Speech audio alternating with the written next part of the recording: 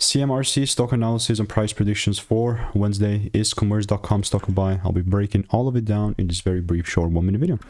First of all, this thing is melting, right? It's going down, and no one else in the space has more video proof documented than me with 5 years of experience and actual data documented of what's working and what's not.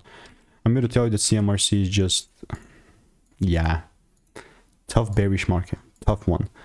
Here's what I had here, and then honestly speaking, only if I see a full-on candle close above 530, this is going to be a bullish market for me. This is just bearish now. So that's where we're sitting at.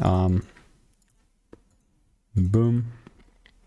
Just normal zone. All I'm doing here in the meantime is I'm just genuinely waiting for rules to be met. And if they're not met, I'm not moving forward. Like, it doesn't get really simpler than that. I mean, CMRC, I don't have previous receipts, which is fair. Now, if you want to stay tuned and get my free money making email send insights, click the first link in the description, and I'll see you in the next one.